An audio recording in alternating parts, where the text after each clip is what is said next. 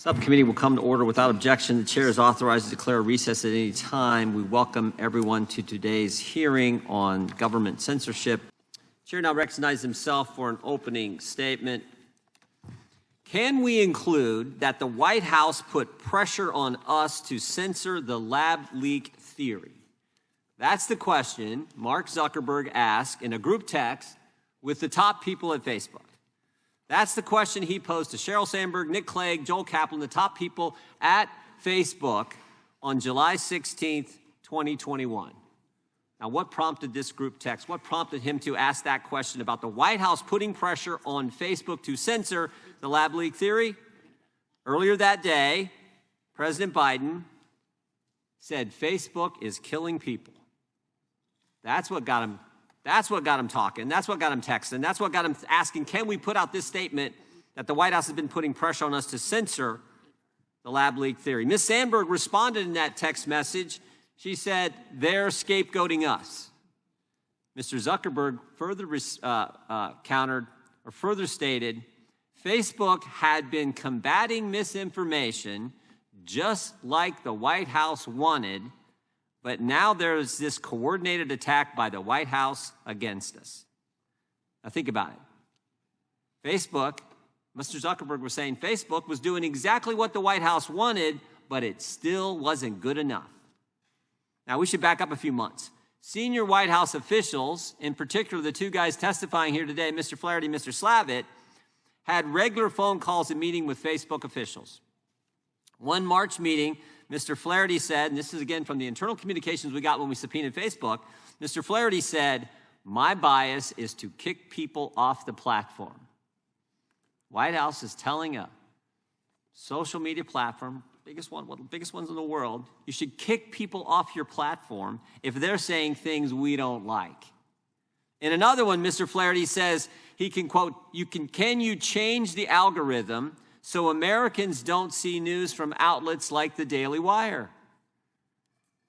Telling a company, the government, the White House, telling a company, change your algorithm so Americans don't see news outlets like the conservative Daily Wire. Now, Mr. Slavitt didn't want to be left out. He also got in on the censorship effort. He told Nick Clegg he was outraged that Facebook did not remove a meme. This one right here. Did not remove a meme. What's interesting is Mr. Clegg countered that, quote, let me just read this quote. I think this is amazing. Mr. Clegg, British member of parliament who works at Facebook, I countered that removing content like that would represent a significant incursion into traditional boundaries of free expression in the United States. An incursion into traditional boundaries of free expression in the United States. Think about it. You got the British guy telling the American guy how the First Amendment works. And it's not just any British guy. It's the British guy who's a member of the British Parliament telling the American guy who works for the President of the United States, this is an incursion into the First Amendment, into free expression. Now, it wasn't just Facebook. On day 3, the White House sent an email to Twitter. Ms. Clark Humphrey sent the email. We've talked about this one before. This email said, January 23rd, 2021, third day of the Biden administration. Email goes to Twitter. Hey, folks, wanted to flag the below tweet, and I'm wondering if we can get moving on the process for having it removed ASAP. Next sentence. And then if we can keep an eye out for tweets that fall in this same genre, that would be great.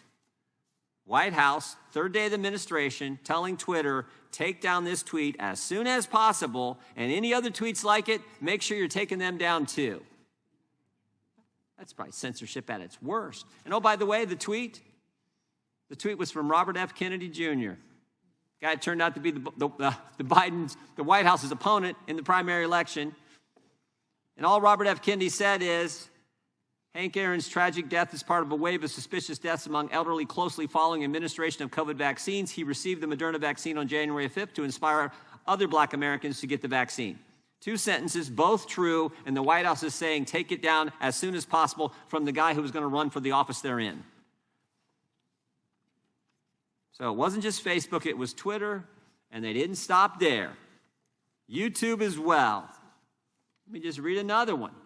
Again, all these are internal communications that we got, or communications we got from the social media companies. But this one sent to Mr. Flaherty. Hi, Rob. Our YouTube trust and safety team is working to finalize a new policy to remove content that could mislead people on the safety and efficacy of vaccines. We would like to preview our policy proposal for you and get any feedback you may have. Preview our policy proposal and get feedback. They're asking permission. It's gotten so bad. They're saying, hey, White House, is it okay if we do this? Will your censorship efforts allow us to have this kind of policy? Our other witness, Mr. Zwicky, he was censored by YouTube. Maybe you can blame the guys right beside you, Mr. Zwicky. They're the reason you got censored, probably. I mean, go figure. Now, here's the real kicker. The Biden White House didn't stop with social media companies. They censored books as well. So it was Facebook, it was Twitter, it was YouTube, and also Amazon. And this is from an internal Amazon communication where they say, I submitted a new do not promote class for anti-vax books. The impetus for this request is criticism from the Biden administration about books we're giving prominent placement to and should be handled urgently. So, it wasn't just social media, it was books. Books as well, this virtual book banning that they were involved in. And if you disagreed with them, your social media company, your book, your Amazon, you get censored, they come after you. Maybe the most important point, when you violate the First Amendment, public debate gets distorted. And when that happens, you get bad policy. You don't have the full debate. You don't hear. That's why we have the First Amendment. Some speech may be wrong, you may not like it, but more speech is the answer, not taking down speech. Policies get put in place when you censor and you restrict the First Amendment. Policies that kept Americans from going to church, from going to school, from going to work. Policies that forced Americans to choose between taking a vaccine or losing their job. All that happened, I think, in part because this effort, to restrict the First Amendment in speech. I guess maybe the final thing I would point out is, what does the Biden administration have up their sleeve in these last 6 months before the election? What are they going to try to censor now? We know the meetings have resumed. The Foreign Influence Task Force meetings with big tech, we know those have resumed. What are they up to now that's going to try to restrict speech and keep information, important information, from the American people? Mr. Robert Flaherty, is a former assistant to the president, director of digital strategy at the White House. Mr. Flaherty, when the Biden administration told Americans that the vaccinated couldn't get the virus, were they guessing or lying? Congressman, I think, first of all, it's important to remember my role in this discussion, which is as a communicator on behalf of You work for the Biden administration, you're assistant to the president. It's a simple question. When they told the American people that if you get the vaccine, you will not get the virus, was that a guess or was that a lie? Congressman, we were communicating on behalf of the administration. We were communicating the best information provided by some of the best medical scientists in the world in Atlanta, Bethesda, and beyond. Our role is... Let me ask you a simple question. Can the people who got the vaccine, could they still get the virus? Congressman, again, I'm not here as a medical expert. No, that's as common. Everyone knows that. Of course they can. I'm just asking you a simple question. Well, let me do it this way. What's the definition of misinformation? Congressman, certainly there's different and varying definitions of mis and disinformation. At the end of the day, the platforms... Tell me the difference. Tell me what misinformation is. Congressman, these are decisions that the platforms ultimately get to make about how they... I'm not asking that. I'm a simple question. What's misinformation? Well, Congressman, I think it's important in the context of these... How about you, Professor? Can you tell me what misinformation is? I assume it would be saying something was completely untrue. Saying something that's untrue, but with no intent. No intent. Disinformation, this is what all the misinformation experts tell us. Misinformation, saying something that's not accurate. Disinformation, saying something that's not accurate with the intent to mislead. Right? That sounds right to me. You agree, Mr. Seligman? That's the common definition in the misinformation industry out there? Yes, my understanding. Okay, that's the definition. So now, Mr. Flaherty, how about this question? When the Biden administration told the American people that the vaccinated couldn't get the virus, was it misinformation or disinformation?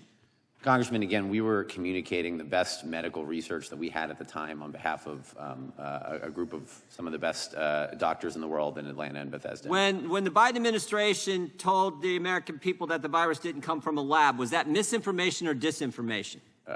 Congressman, again, I can't speak to discussions that were had on that topic. It's been a couple of years, but again, generally... The White House put pressure on us to censor the lab leak theory. This was something the White House cared about, so much so that Facebook was having, the top people at Facebook were having a group discussion on it. So I'm just asking, when they said that, was that misinformation or disinformation? Congressman, I can't recall the specific example. When the Biden administration said that masks work, was that misinformation or disinformation? Again, Congressman, we were communicating the best research at the time, but I also believe that that was a discussion that began in the previous administration as well. How about what Professor Zawicki brought up, Mr. Flaherty? When the White House said there was no such thing as natural immunity, was that misinformation or disinformation? Again, Congressman, I am not a medical expert, and my job was to communicate on behalf of a team of medical experts. So you weren't a medical expert, but you could suggest to Facebook that they needed to change their algorithm so that the American people would not see stuff from the Daily Wire. They'd only see stuff from the New York Times. You can do that, but you can't tell me if they were guessing or lying when they said something that was absolutely not true. Well, again, Congressman, my role was as a communicator on behalf of the best information available, and the role of the platforms was to have a set of policies that they enforced on their own. And that, my engagement with them had, no bearing on what they're... No bearing? No bearing? Well, Congressman, again... Third day, who's Clark Humphrey? Clark Humphrey was the digital director for the COVID... Did you work with her? Yes, Congressman, I did. Part of the White House operation in the same area, right? You worked with her? Congressman, she worked in a similar area. Yeah, okay. And so when she said on the third day of the Biden administration, wanted to flag the below tweet, wondering if you can get moving on the process for having it removed ASAP. That's not trying to impact what the platforms do. That's not telling the platform what kind of speech can be out there. Congressman, again, we had the ability to flag whatever we wanted, and the platforms had an ability to say no. I can't speak to whether or not they took any action on the particular. Well, no, if they said no, they get the President of the United States says that Facebook's killing people. They obviously felt the pressure. That's why they're having that group text conversation. How about this one? When the Biden administration told the American people the border is secure, was that misinformation or disinformation? Congressman, again, I'm here to discuss my engagements with social media platforms. I'm just asking. You were in the Biden administration when these kind of statements were being made. How about this one? When the Biden administration said the Inflation Reduction Act will actually reduce inflation, was that misinformation or disinformation? Congressman, again, I'm here to discuss my interactions with social media companies. Let me go back to the first question in the last 13 seconds. Any chance you'll answer one question for me? When the Biden administration told the American people that the vaccinated couldn't get the virus, were they guessing or lying? Congressman, we were communicating on behalf of the best medical research that we had available at the time.